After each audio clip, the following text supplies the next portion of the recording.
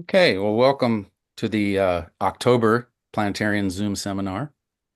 Uh, today, today we have Guilherme Marranghello from the Planetário da Unipampa in Brazil, and he's going to tell us about a new program that he has. So, I do have to say, generally we stay muted unless you have a question. Uh, Unmute, and I think Guilherme can withstand interruptions if necessary. Is that right, Guilherme? For questions, and feel free to put questions in the chat too. And by the way, our sign-in sheet is the chat. So if we tradition is to put our name and where we're from in the chat. Um, so go ahead and do that. And without other delay, Guilherme, do you want to take the floor? Thank you. Nice to be here. Nice to talk about this new show we prepared in our planetarium. Let me share my screen.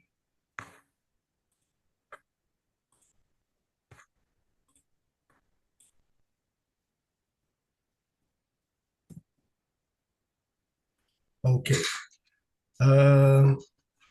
So today I called this talk as a new open source interactive planetarium show. Let's see what exactly that means. Uh, First, about the ideas on the show. That's a full dome pre-recorded show can be interactive too. Usually I listen a lot about live shows to be interactive, but it's good to remind that pre-recorded shows can be interactive too. The idea is that it's important that the students be part of the show, but not but um, creating new ideas during the show, not just as passive students. And a long time ago, we had a lecture from an astronomy educator called Pedro. Everybody knows him. He's from Portugal. He's now in Netherlands, I guess. And before I talk about the show, let's play with the show a little bit. So the show will introduce you to the United Nations Committee of the Peaceful Uses of Space. And let's play a little bit. I'll not explain as I explained to the kids, because I guess you know a lot more than them. But the idea is that the Kingdom of Sildavia is losing permission to commercially mine an asteroid. And I would like to, now you can unmute.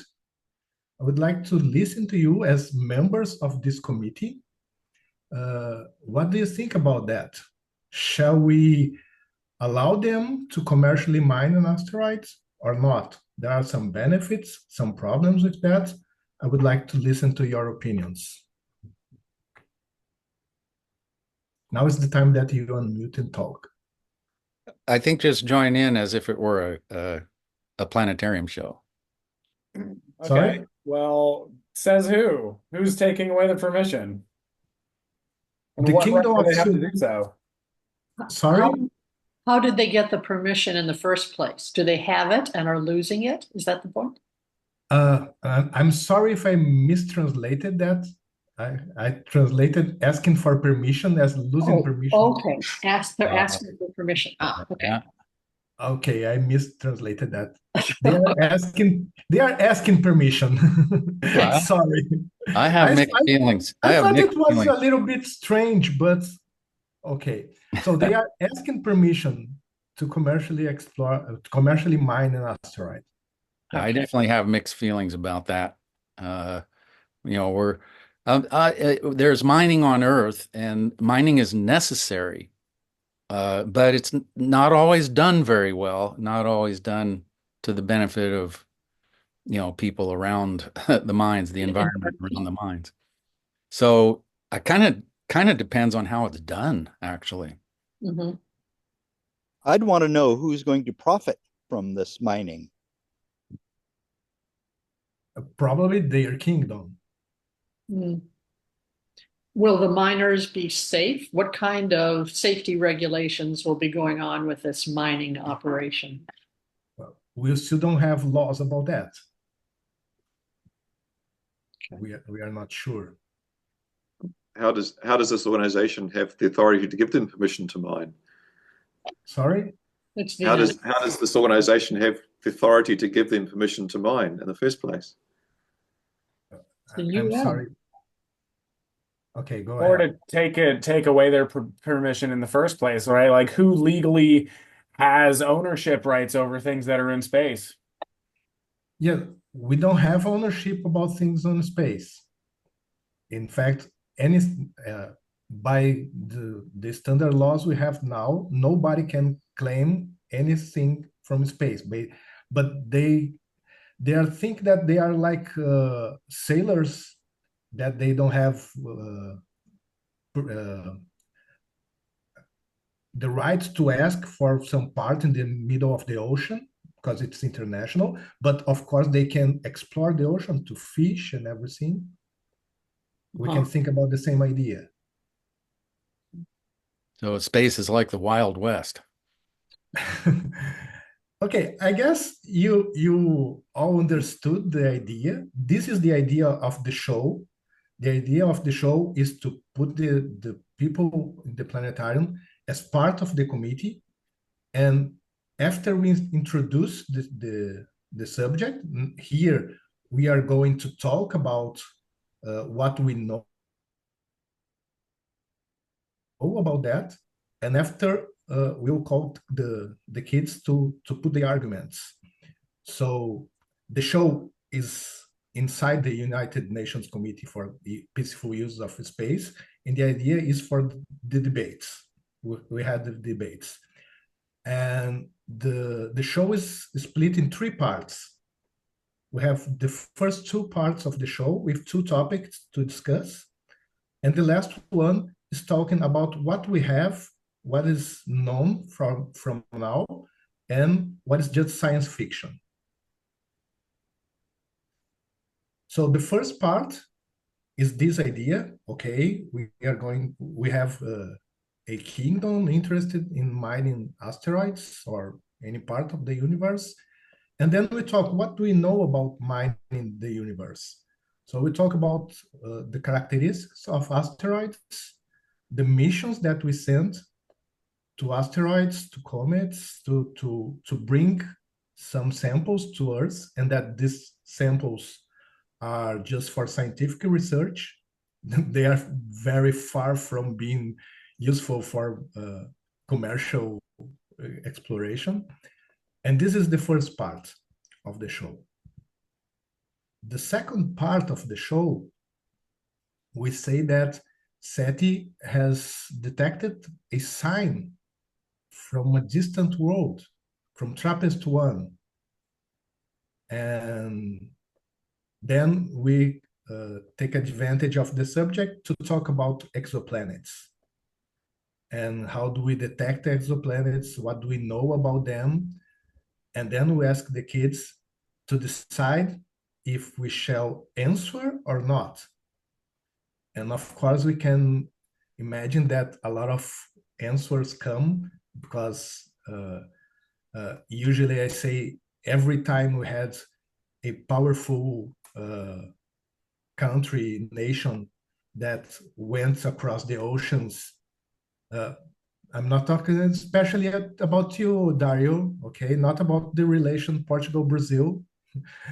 All the time, powerful nations came across oceans to explore new roads. We had problems. And we don't know if this powerful alien road is coming in peace or not. So shall we answer this sign or not? If we decide to answer, what kind of answer shall we send to them? And then this is the second topic we have. What is science and what is science fiction? The third part. For example, The Kingdom of Sildavia is from a famous comic book. There is a film, a recent movie film, that is The Adventures of Tintin from France. And we talk about now we don't have any kind of commercially mining asteroids or something, but we have these missions we talk, they are science, not science fiction. They are real. And then at this third part, we explore all this difference from what we know and what we have from science fiction. We are doing these activities inside the planetarium, this show inside the planetarium. And with this show, we have designed a few activities to do before and after the show. So this is the first school we visited.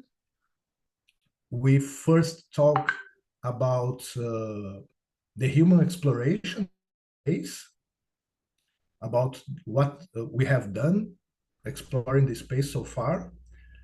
And then we found some people that worked with space law. I went to a conference in June, and I met one former president of this committee. And then he had a person in Brazil that could speak in Portuguese to the kids. That's the figure below. He's talking from a virtual conference and talking about space law. What do we have about space and about space law and what we don't have. And then we planned to go to the city hall just because of this special configuration of the chairs and everything, to have, help me if I translated it, okay, a mock jury, simulated jury, to decide about a problem about too many things going to space, about space pollution, too many satellites around Earth. We had a problem because this day a special guest came to my city to make this jury. We had a terrible rain, and then we had to move it to other day. And then they had the city council occupied, so we couldn't do that in the city council. We did it in the school with the kids. Now we are moving it from a mock jury to a simulated assembly meeting of the committee with special positions for the kids. We are going to have, the ideas, this we didn't do that yet, but the next school will have some kids that will be part of a nation like US, for example, that has the technology to launch rockets and to produce satellites. We'll have kids from nations like Brazil that we don't launch our satellites, but we have the technology to produce satellites.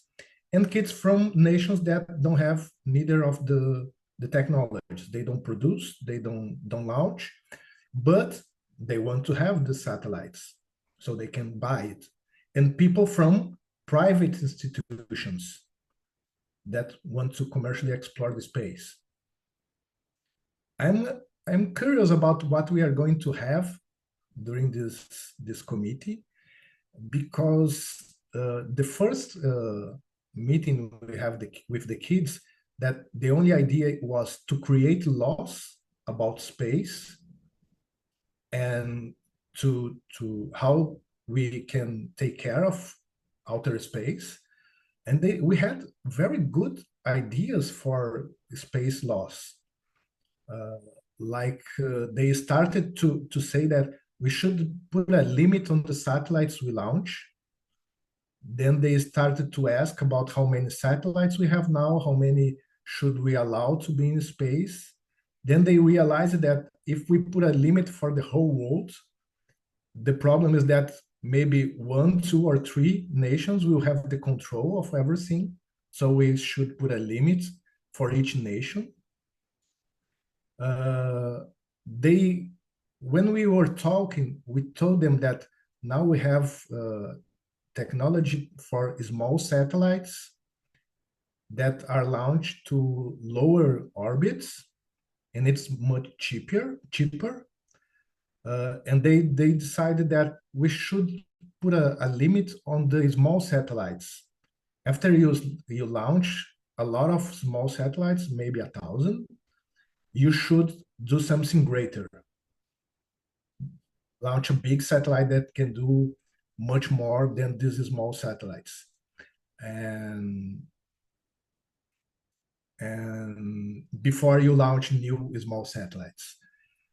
During the show, we had these discussions, and for the first of the mining asteroids, we had very different opinions from people saying that we shall not allow to explore. I guess you all had this idea that we have problems with mining on Earth. Maybe we'll just put the problem in space too, or maybe it will be a solution for what we do on Earth, because we'll do that on space.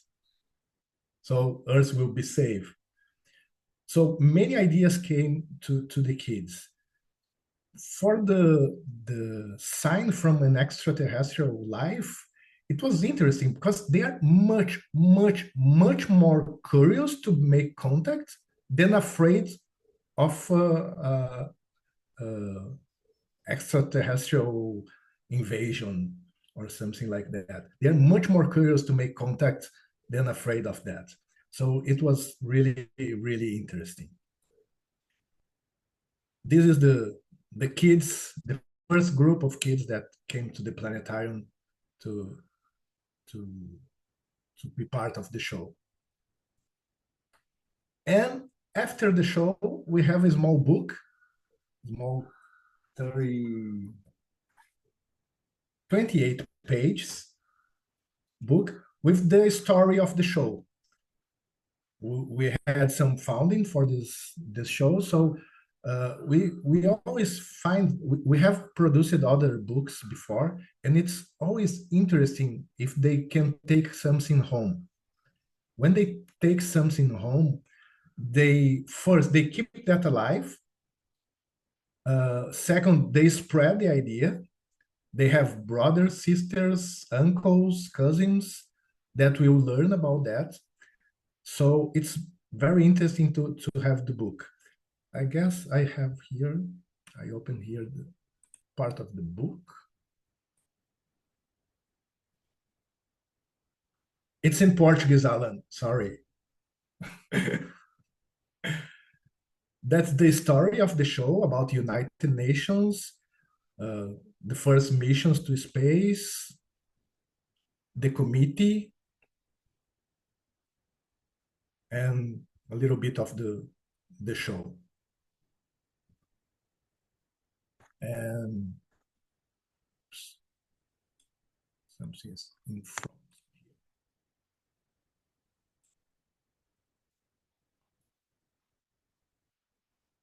And then before I go to Blender, let me change what I'm sharing here to screen 2.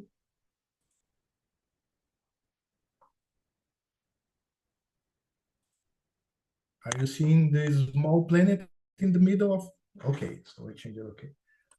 I will show you the first part of the show. The first part of the show, this very first part is no sound because it's in Portuguese, so I took off the sound. This first, and I will talk during that. This first part of the show we created with this very first part with worldwide telescope. So we are just coming to see Earth and getting closer and closer. And during this time, we are saying, okay, in 1957, the first object was sent to space, and then we started to think about space loss. And then we will talk about the committee, the existence of the committee, and we are arriving at this committee, right? Getting closer and closer. And after that, we moved to Blender. All the rest of the show was created using Blender. So let's get close here. You are going to see the buildings of the committee. What city is that? I forgot the city. It's in What Switzerland. what country? Switzerland. Ah,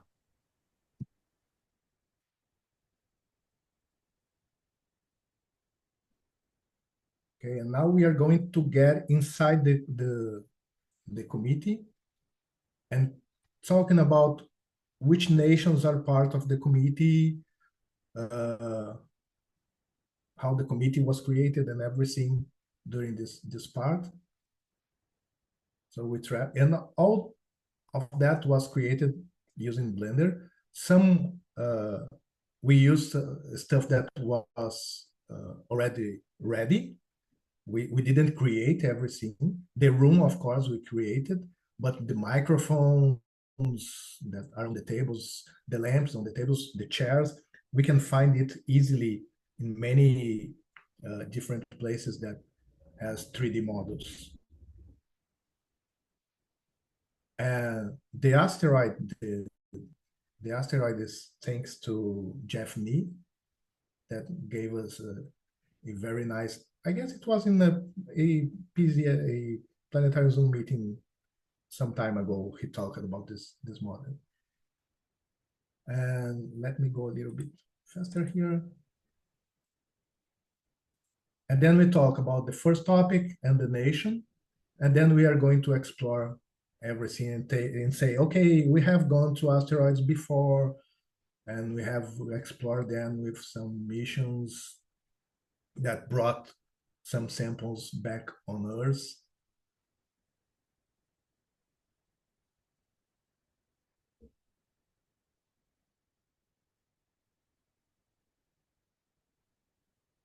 Very good 3D model. Again, thanks, Jeff. and this is still all having three narration, recorded narration. Sorry? This all still has recorded narration. Yes, yes. Okay. And then we say the nation is not asking for that. They are interested in mining and bringing something bigger back home. And we are going to talk about what is interesting in asteroids. Okay, that's in Portuguese, but I guess you can understand the name of most of the middle is iron, ferro is iron, but the others I guess you can understand similar. What do we have interesting in asteroids? What we can do with all these metals we can find in asteroids. They are interesting for medicine, they are interesting for industry, for a lot of things. And then going a little bit, we go back to the room. We talk a little bit more about the problems of mining and the question if we shall allow them or not to explore the asteroid, to commercially explore.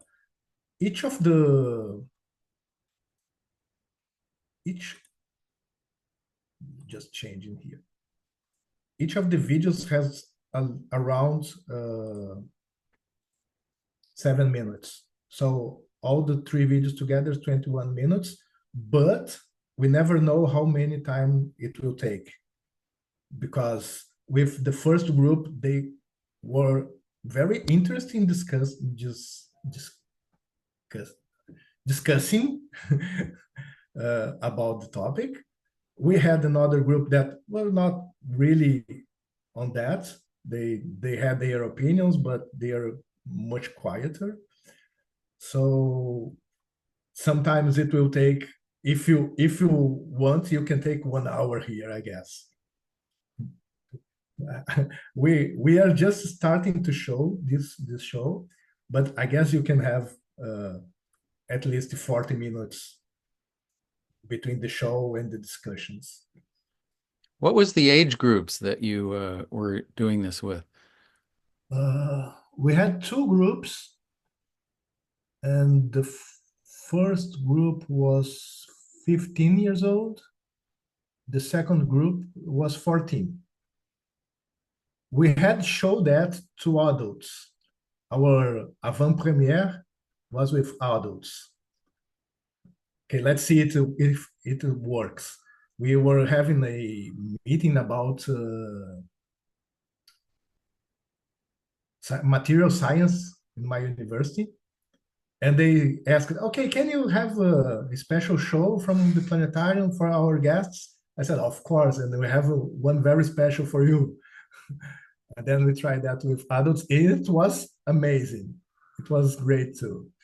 In fact, the first school group we had, it was so amazing because the teachers that usually are very quiet, they were being part of that discussion. They wanted to talk to. Usually they are very, very quiet, but they were being part of the show. And what is the idea about saying that it's open source and it was made with Blender? Blender is a free software, and the idea is that we are releasing the show, and I will later, after I finish my talk, I will send you the link. So it's free to download, and we are sharing not only the show, we are sharing all the Blender files if you want to change anything in the show. If you didn't like the narration, you can make your own narration. I want to change some parts already. After the first shows, I want to change some. You are free to use as you wish. We made something crazy because each of the 3 parts of the show are in 3 single Blender files. What's the problem with that? It's much slower to render anything. I can't even open in my computer because my computer is a little bit old now. And I have to open that in the planetarium computer. That is not a special computer. It's a better computer, but it's new and everything. My computer is a little bit old now because it's everything is lower, and to render everything it took a lot of time. But what is the idea to put everything in one single file? One single file for the first part, one single file for the second part, and one single file for the third part.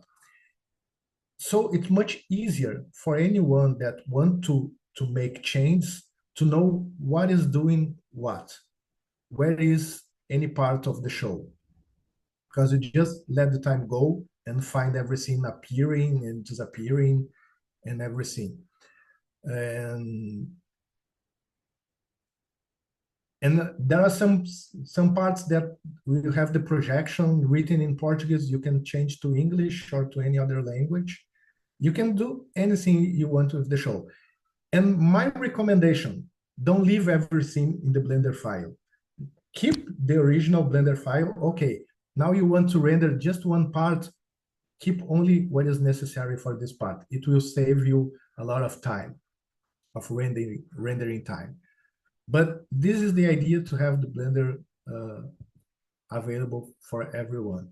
So we have the room inside. This is the United Nations Committee room, but closed, seen from outside. Then the roof opens, and everything appears there. So during the show, in the part that we are inside the room, everything is hidden outside. And then it's small, and then it can come bigger, or it come from other side, and you will find everything on that. Just a few examples of what we have in the show.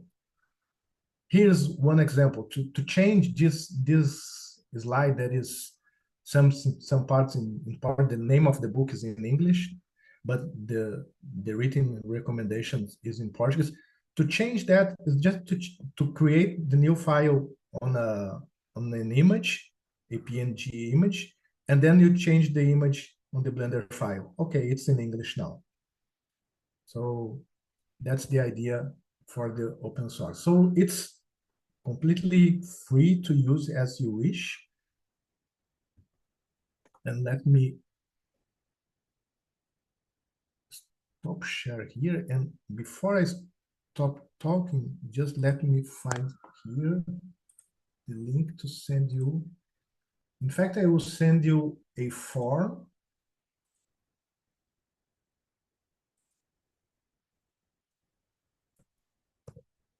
Just fill the form with the information from your planetarium, and then you receive the link. At the end of the form, you will receive the link to download the files of the show, the narration, the music, and the Blender files too.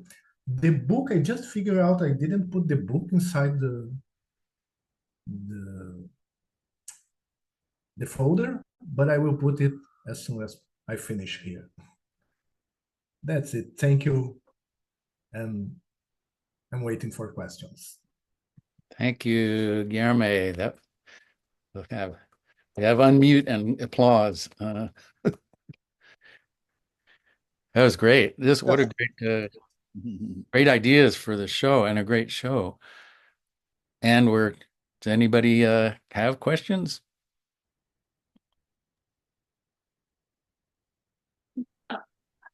Excuse me, you said you've shown the program twice to school students? To school students only twice. Mm-hmm.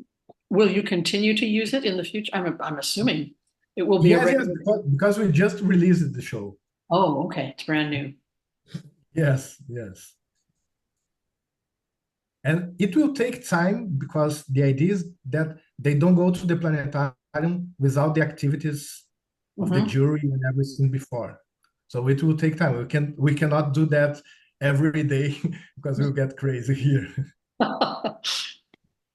I think it's wonderful that you're sharing, even at this early in, well, the show is developed. It's not early in the show development, but this early, after having finished the show, that you're sharing it with everybody and having it open. That's very wonderful and commendable. Thank you. Yeah, and this really features for me the unlimited potential of something like Blender, where anyone can create dome content, create a full show. It's 30 minutes, you said? Sorry?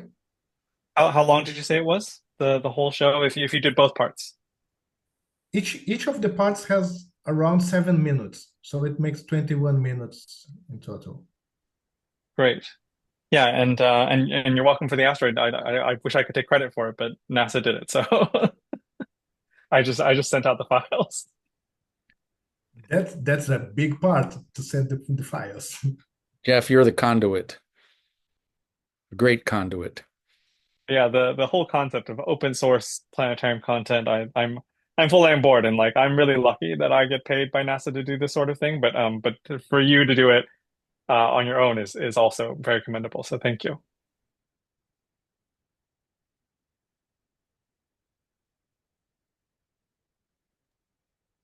If I could ask a little bit behind the scenes, like how much of the 3D models did you build by hand, and how much did you pull in from other sources, and what was the workflow like for that, for other people who want to follow in your footsteps?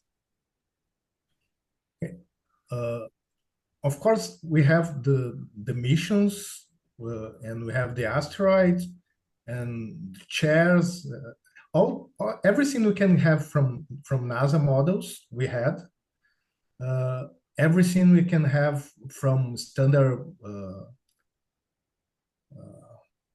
I forgot the name. Okay, if we can have that from any website, we can have 3D models like chairs, like the lamps. But what we created for the show, the first part, the room, all the room, the tables, the parts of the committee room. We arranged everything inside. And then we have the lands where these two wireframe machines appeared. We took it from NASA tool. There is a wonderful tool that is the NASA Track. You can just find some places from the moon and Mars. I don't know if we have some more places.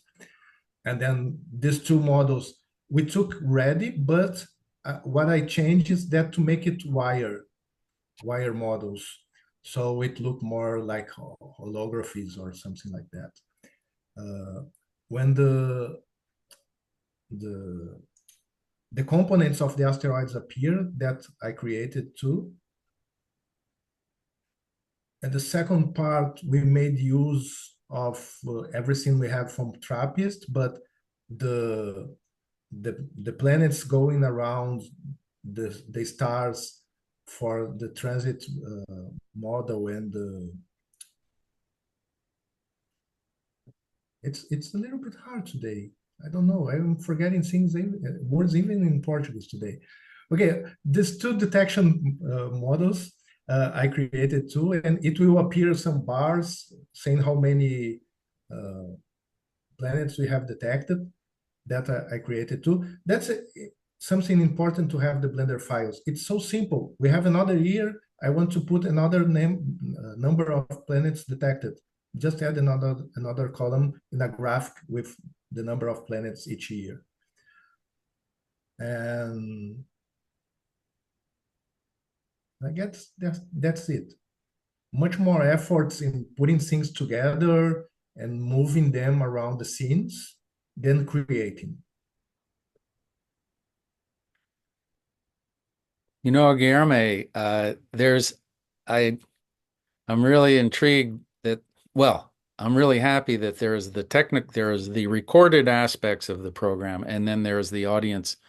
Audience participation is near and dear to my heart.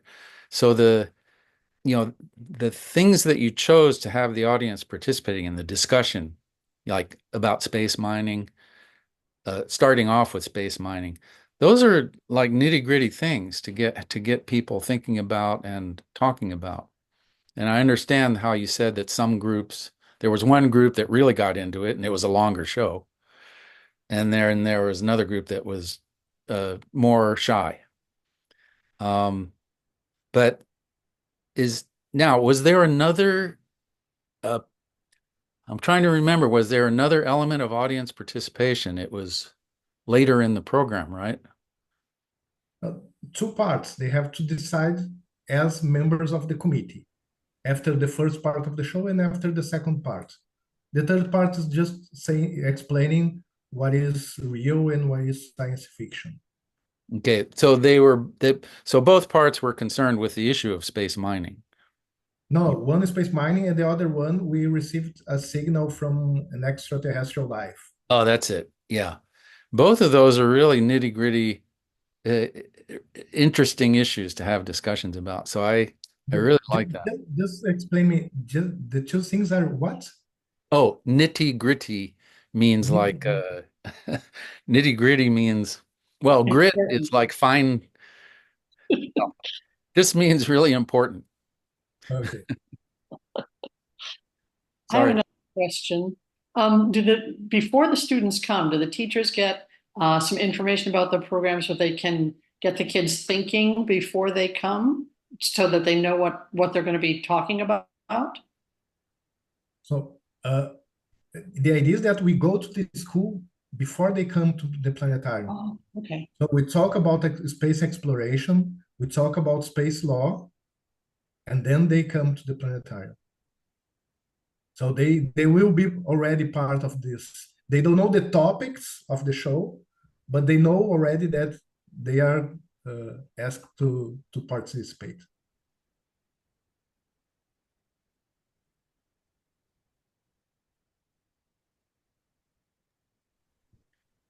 At this point, I think it's okay if you unmute, even if you're not immediately saying something, as long as there's not noise in your background, of course. But this is just a free-flowing discussion. Anybody can jump in at any time. I was just thinking about how every time you do this, it's going to be different because people's reactions are going to depend on what other people say, and so you get this discussion going. That's a great creative way to have a program, a planetarium program. Should have that in it, and I really like that a lot. The first time we went, the second time we went to the school, we made the meeting with two groups of kids, two classes, two different classes, and it was two completely different classes. One that was really interested and participating, and the other one was a little bit quiet. Then it was I don't know, like a virus that was going to the other part of the room, and the second group of the kids started to participate too. It was very interesting. But that's something that we have to be prepared. We never know how long it will take. I've seen that happen. You'll get silence for a while, and then once one student says something, you'll get another one going, and then pretty soon, yes, you just have to sort of be patient with it. Yes. Yeah. And something that we have to pay attention is that sometimes some kids are talk too much and the other kids are too quiet because they don't want to make different from the others and everything. So we are a small planetarium, 50 seats, so we can get close to each kids and say, okay, you can talk to me. Come on, tell me your idea too. I don't know how it would work in a big planetarium. So for voting also, they can just raise hands and we can see each kid and count. For bigger planetariums, a voting system would be great to decide at the end. At the end, I also talked to them that this committee, they don't need to be unanimous decision, but it has to be a consensus. Is that the word? Yes. Consensus. So if one disagree or something, no problem, but we have to be most of people having the same opinion. But we can have different opinions. Our experience with a show before was with a mission to Mars that they had to decide where to go, where to land, what kind of mission to send. And it was pretty tough to work with the kids because each time was a completely different result. Sometimes they want to send a rover to land on Jezero crater. Oh, great. Sometimes they decide to send a lander to another place on Mars. Each show was completely different. But the most important is why they choose that. Why they choose to decide to answer the aliens or not. Why this is great to listen to the kids. Yeah, really, Alan, it reminds me of Target Earth, where we split the kids up and we give them each roles to talk about different aspects of a mission. That was always really fun. Mm-hmm. That was, yeah, the asteroid impact on Earth. Yeah, what caused the death of the dinosaurs? The mystery. At the time, it was a mystery that had just been sort of solved.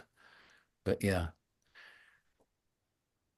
No, this is very thought-provoking, and generating ideas for how to involve the audience actively because they really like that.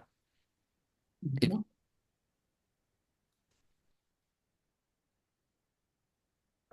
April, you were gonna jump in, I think. I was curious, what reasons did the students give for accepting the alien contact, for either replying or not replying? I'm just curious because ages and ages ago, I would ask kids that, and younger kids, um, yeah, no problem. They're not afraid of aliens. I was just thinking, and older kids were like, they'd seen the movies, and so they were a little bit more afraid of them. And so that's what I'm just curious as to what your students were thinking.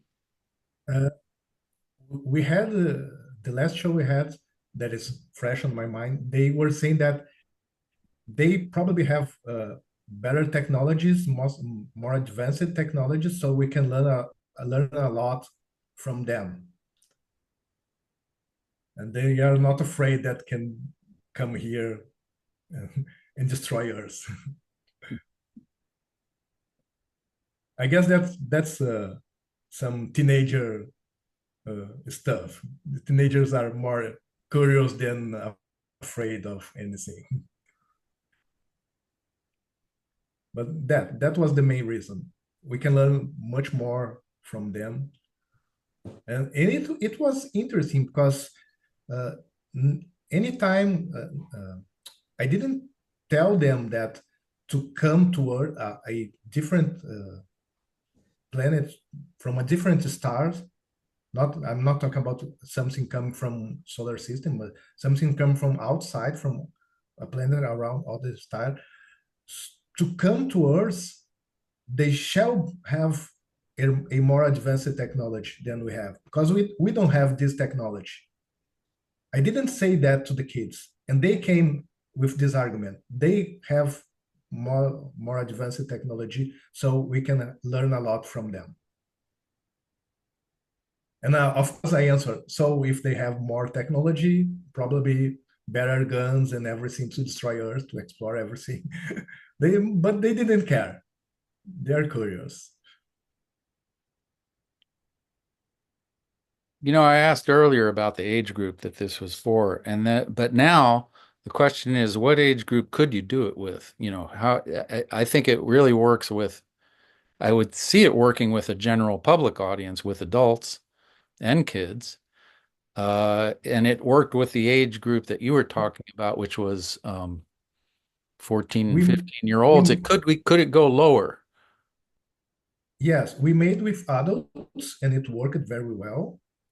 Uh, and I guess we can do that with younger kids, at least 10 years old. I guess it will work very well. Yeah. Yeah, especially because it's discussion Usually focused. younger kids say, I would say upper elementary at the very least. When we did Target Earth Island, that was what, fourth grade, fifth grade? Yeah, it wouldn't go much. I wouldn't go lower than fourth grade, which is 9 years old. That's getting kind of young for this kind of thing, I guess. Yeah, I Yeah, think Although, because it'd it's an go, interesting, like, discussion is an interesting activity in itself, but you do need to be the right age for it. yeah, yeah, I think it'd go really down really well with fifth grade especially. But yeah, that upper elementary, like middle school, I would do it with them. And then just to go back to what April was saying, April, have you read the new Three Body Problem series? Not yet. Well, the because it's the hottest topic these days in science fiction, it's about the dark forest theory, right? Which is um, that if you take game theory to its logical conclusion, it means that you should never talk to alien species. You should always hide yourself. There's a whole bunch of logic to it, but my answer to that, for whenever people bring it up, is that space is so hard. It requires an entire civilization to realize that cooperation is much better than isolation. And so if it's a spacefaring spacefaring species, it almost necessitates that they know that cooperation is better, that working together is better, that they're not going to come to be hostile. Because if they were a hostile species, they wouldn't be in space in the first place. Is one answer to that whole line of thinking. Okay. That's the optimistic view. I mean, it's a practical view too, in terms of, if you look at the history of humanity, it's always better when we cooperate rather than when we fight.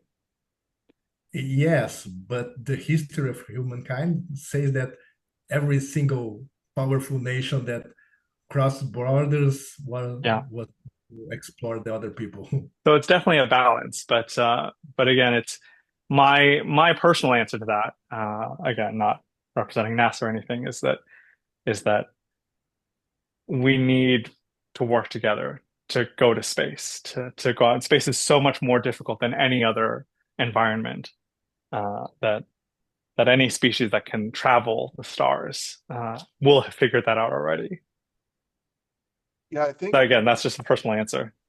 I don't remember where I read this, but there's a limit. Like they just kind of set up utopian type societies, and then once you get up over, I think it was either 200 or 400 people, once you get past that level, then people start exploiting other people. And so that's when it falls apart. So I would imagine you're going to space and there's some sort of limit like that as well. It might start off all, altruistic, but then at some point Well, it's starts. also a mistake to treat any population as a monolith, right? But my answer is that the majority of people want to be peaceful. Even in that book series where it was like all doom and gloom, the one of the points was that there was dissidence in that very violent alien culture where it's like they wanted peace. And so the again, it's a mistake to treat any group as a monolith. But my answer would be, maybe that's just me working in NASA, but the majority of people who go to space want to do so peacefully. I think you have pretty much consensus with this group here. We all want to Yeah, do I'm that. just saying if you do get kids who cite that theory, the dark forest theory, that's how I've answered it for other kids before.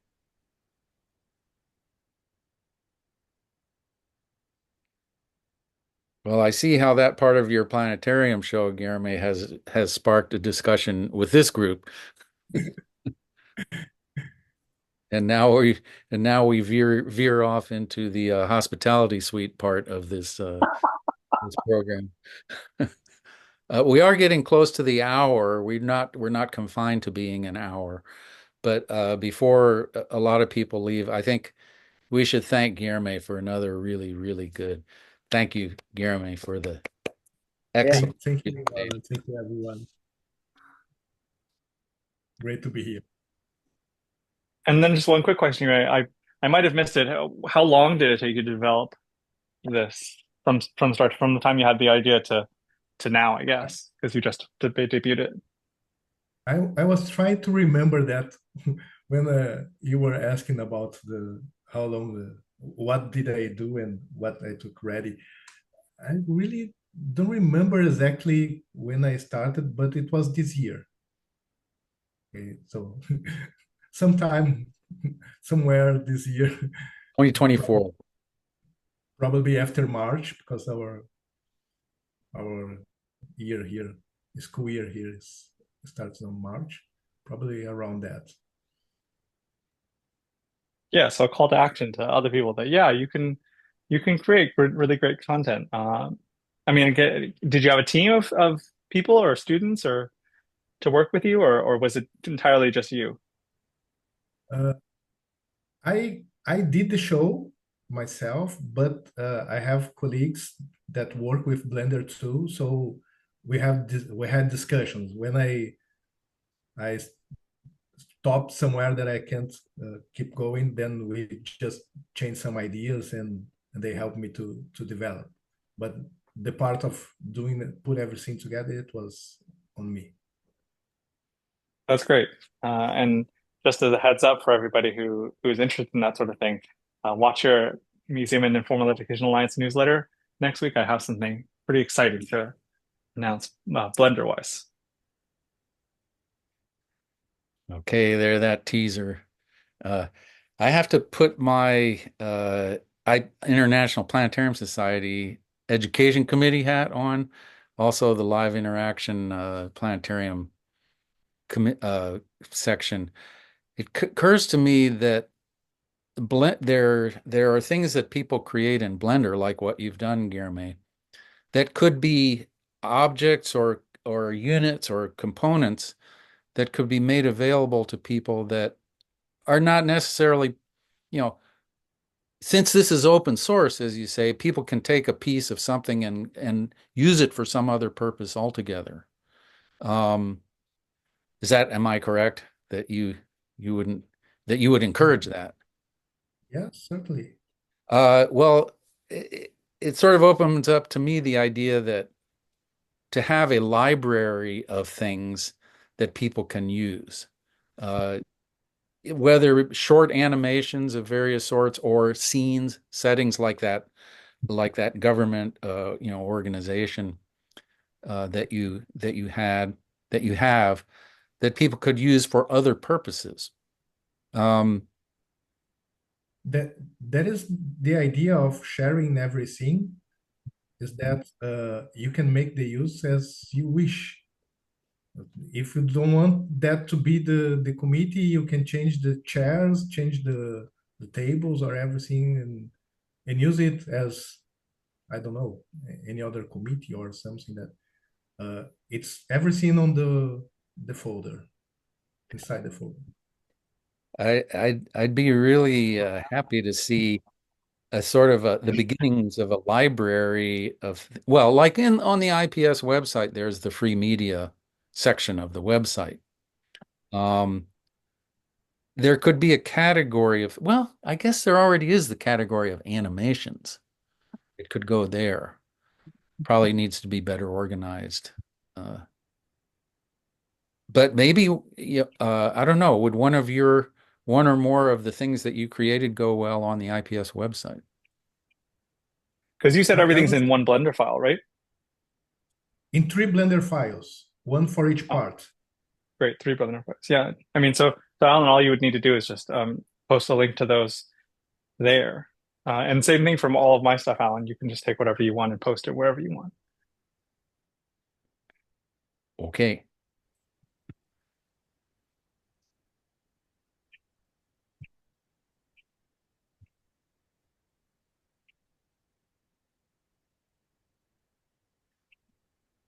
Okay. Are there any more questions for Guillermo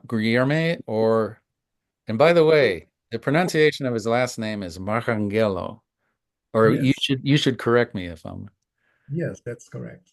yeah, the R's in Portuguese, the R's have a In, different. in fact, in fact, when the family came to Brazil, they miswrote the last name, because in Italian, these two R's we pronounce here as one R. And then the family was split in two parts, one with one R and the other one with two R's. So I mispronounced my name to say from which family I come, because both are from the same cities here in Brazil. So if I say I am Marranghello, they know which family I come from. The other family is Maranghello, not Ah. Marran, but Maran. But the correct pronunciation is if with the sound of one R, even if we have two. It's Maranghello. But I mispronounced my name on purpose. And Dario, how do you pronounce his name?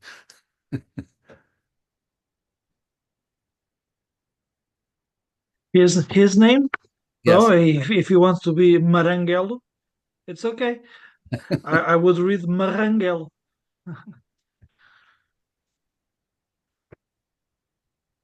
But in Brazil, we pronounce these two R's.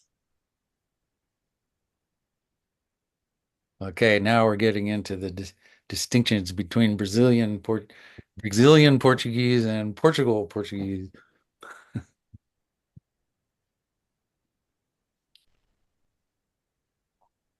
I was going to say, if there are questions for Guilherme, there's or at this point we can have any general discussion anybody likes, or if we're all winding down, we can sign off and call an end. Going once, going twice. In that case, thanks everybody for coming. This is it's always good to have a little group or a big group get together. Thank you, Alan. Thank you. This has been a really good one. I appreciate it. Thank you. Thank you, Carl. Okay. Thanks for sharing. Thank you. Bye-bye. Bye. Bye all. Obrigado, Guilherme. Tchau, Dário.